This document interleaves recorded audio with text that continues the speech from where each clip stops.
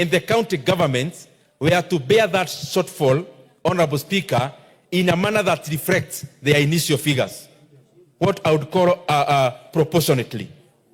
But Honorable Speaker, after deliberations, there is something we have seen very consistent in this country, where the National Treasury sets targets, revenue targets.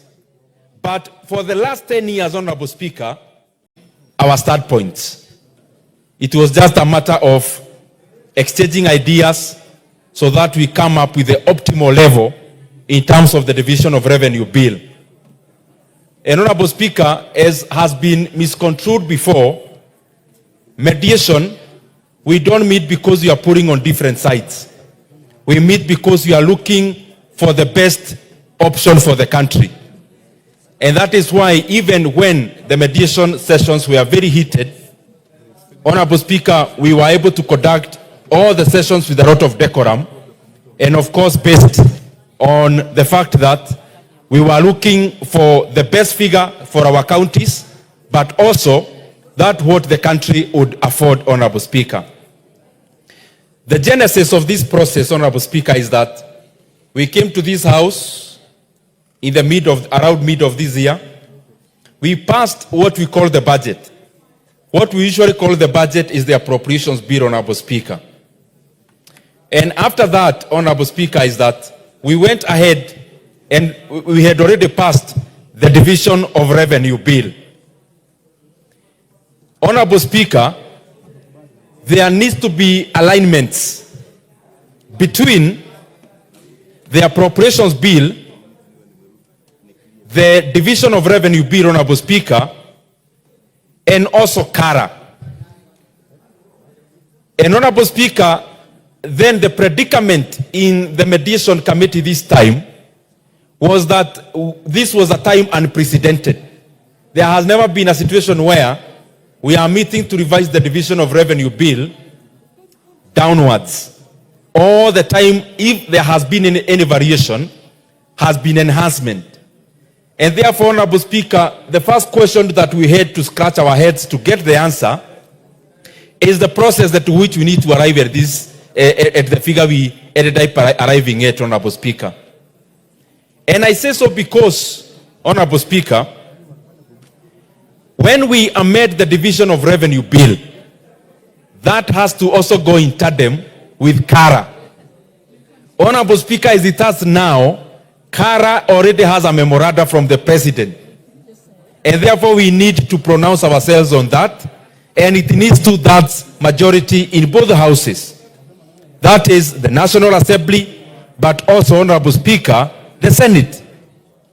And we, first of all, had to find a pathway that even before we talk about the content, we needed to be sure that the pathway after the conclusion of the mediation committee will be anchored in law and will be anchored in the documents that you've already passed. To cut the long story short is that, Honorable Speaker, in terms of the pathway, the mediation report that we are passing today, Honorable Speaker, has a figure of 387 billion Kenya shillings. Last financial year, Honorable Speaker, the shareable revenue to our counties was around 385 billion Kenya shillings. But, Honorable Speaker, the version that we amended in this house after what happened in the country in July is that we actually passed here 380 billion Kenya shillings. But in the budget now, it appears like the counties are getting 410 billion Kenya shillings. In the previous one that we passed, Honorable Speaker. But this is so because there were carryovers of 30 billion Kenya shillings, Honorable Speaker, and therefore the shareable revenue of 380 plus the 30 carryovers, that is what now reflects in the current budget of Kenya shillings, 410 billion shillings. Honorable Speaker, I'm saying this so that members can also appreciate also the figure that we have and also the modalities around it. But then, this is the issue, Honorable Speaker. The version that we are passing today, and I'm beseeching this House to pass, reflects a figure of 387 billion shillings. But, Honorable Speaker, the appropriations bill that we passed, that is supplementary one, shows that that figure is 380 billion. Honorable Speaker, we also have Kara, which we had forwarded to the President with a figure that was previously there of 400.1 billion shillings, but was sent back with a memoranda, Honorable Speaker. And to overturn that memoranda from the President, we require that this House has to have 2/3 majority, and also the Senate has to have 2/3 majority. All these things are important for members to know that even after here, there is some process to go.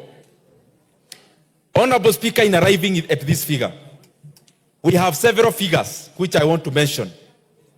The figure that we had passed in the budget, in the appropriations bill, was 400.1 billion shillings. The figure we ended up passing in supplementary one is 380 billion Kenya shillings. The figure that the Senate were requesting that we sustain is the 400.1 billion Kenya shillings. But Honorable Speaker, now we have a figure of 387 billion Kenya shillings, which is an enhancement from last financial year of around 2 billion shillings, but an enhancement from what was already passed in this House, Honorable Speaker, of 7 billion, because we had passed 380 billion Kenya shillings. But Honorable Speaker, this figure also is higher than what is required constitutionally. Constitutionally, Honorable Speaker, the shareable revenue should form around not less than 15% of the revenues in the last audited, Honorable Speaker. As it is now before us, Honorable Speaker, we are now doing over 24% of the last audited revenues, Honorable Speaker, which is thus to show that this House supports devolution, as our brothers and sisters in the Senate also do. And that is why even when we met, there was no acrimony, because we all knew that the monies that are going to our counties are still going to serve the Kenyan people. The monies that are going to our constituencies also goes to serve the same Kenyan people. And therefore, there was no point of belaboring the point so deeply about who supports and who does not support devolution. All of us in this House have shown in the past, are showing now, that the National Assembly supports devolution. The Senate also in the Mediation Committee, Honorable Speaker, we were all reading from the same page that there is no contestation, Honorable Speaker, that we all support devolution, and that is why we were able to conclude this issue in a very amicable manner. Honorable Speaker, there was also another clause we had put in the initial report, that when there is a shortfall of revenue, that the national government and the county governments were to bear that shortfall, Honorable Speaker, in a manner that reflects their initial figures, what I would call proportionately. But Honorable Speaker, after deliberations, there is something we have seen very consistent in this country, where the National Treasury sets targets, revenue targets. But for the last 10 years, Honorable Speaker, we have never, even 1 year, met our revenue targets. And we decided in the Mediation Committee that what we have been advising the National Treasury, even as a House, that they need to give projections of revenue that are in tandem with reality. Because there are ramifications of that. When you give a very high target, which then you don't end up meeting, what we end up doing by the close of the year is to enlarge the debt, or having so many projects unfunded by the lapse of the year on the 30th of June. It is the same reason, Honorable Speaker, that by the last financial year, the country was not able to fund projects worthy Kenya shillings 218 billion shillings.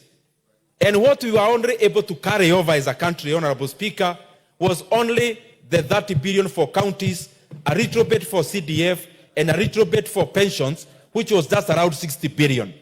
All the other monies, Honorable Speaker, are projects, and especially developmental, that ended up unfunded by the lapse of the financial year. What we need to do to make a credible budget is to come up with revenue targets that reflect reality. And for that reason, Honorable Speaker, the Mediation Committee deleted that clause that when there is a revenue shortfall, the people who set revenue are not the county governments. It is the National Treasury. And the National Treasury represents the executive or the national government, Honorable Speaker. And therefore, in our report, we have decided that the counties can no longer be able to carry a burden which they were not part of the creation. And therefore, when there is a shortfall in revenue targets, it is only the national government, as has always been there before, to carry the entire burden, because that burden cannot be carried by the county governments because they are not even the authors of these revenue targets, Honorable Speaker. And this also makes our county assemblies to do budgets that are not moving targets. When we give them, Honorable Speaker, figures that may change, we are just basically telling our county assemblies to pass budgets that may actually not be fulfilled. And that is why we have decided to delete that clause, so that in case of a revenue shortfall, the National Treasury that actually sets those targets, Honorable Speaker, it is therefore, being a representation of the national government, it is the national government alone to carry the burden of revenue shortfall. Honorable Speaker, the other thing that I want to highlight is that besides this bill that is before us, before this motion that is before us, there is already another mediation, Honorable Speaker, which will actually be meeting for the first time tomorrow. Because the conditional allocation to our counties also, they also need to be mediated. Because the figure that we passed in this House and the figure passed by the Senate has some discrepancies.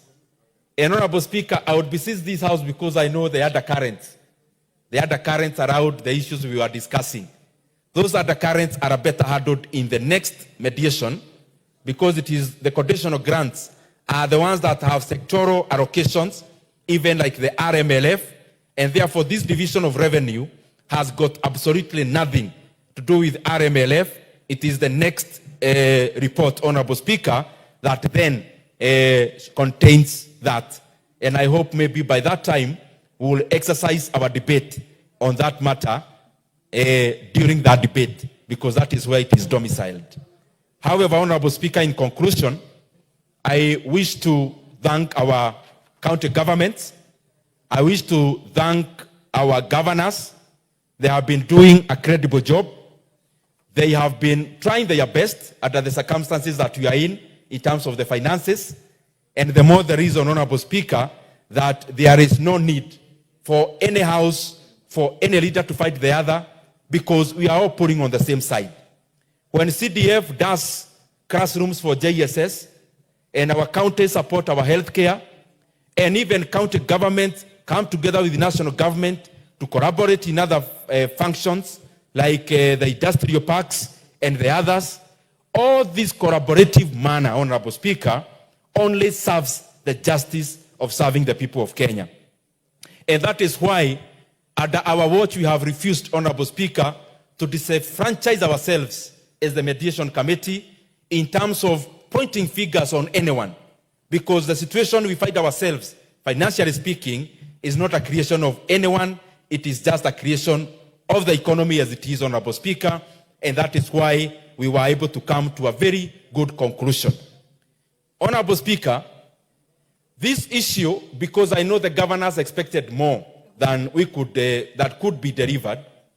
Honorable Speaker, this issue of shortfalls in revenue is also reflected in the own source revenues of our county governments themselves. Because, you know, national government collects revenue, but also our county government also collects revenue. Honorable Speaker, even when the Commission for Revenue Allocation tries to project their own source revenue, it always has shortfalls.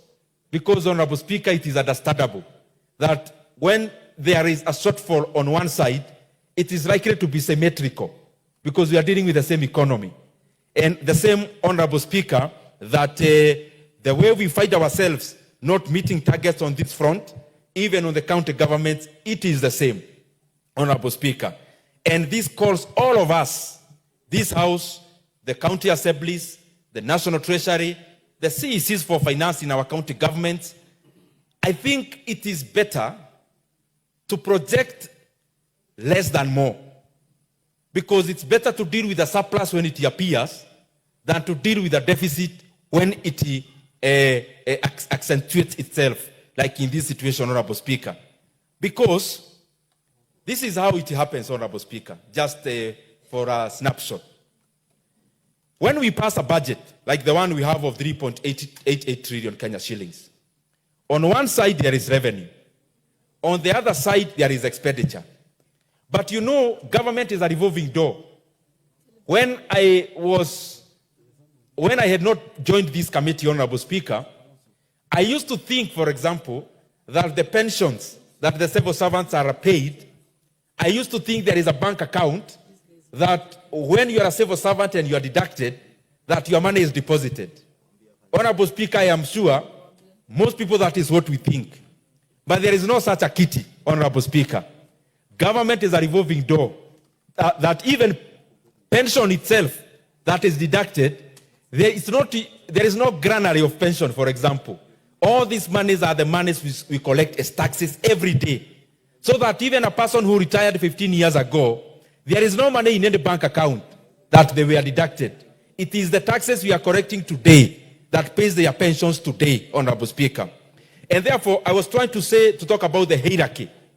When the National Treasury receives revenue, the number one thing that they pay is CFS, especially interest rates in debt.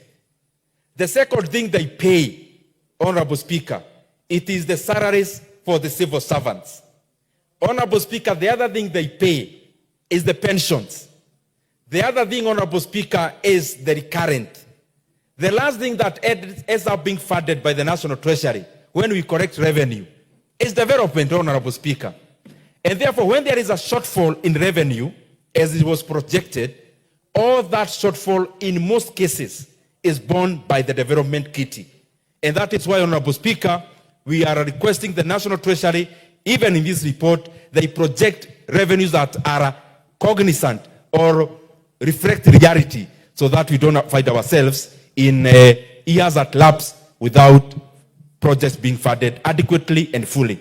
Otherwise, Honorable Speaker, I want to thank you and thank all the members of the Mediation Committee, both in the National Assembly and Senate. I want to thank the leadership of this House, Honorable Speaker, and I want to request the Majority Leader, Honorable Kimani Ichungwah, to second this motion.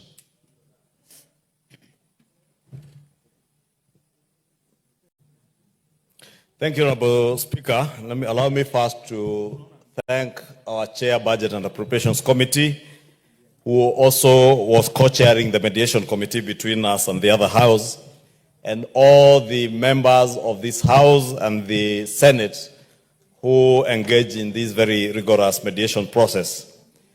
Honorable Speaker, every mediated bill is a question of big give and take, and I must thank even the senators who had otherwise taken a very intransigent position or standing with governors to ask for 400 billion. And I must thank them for eventually seeing the light and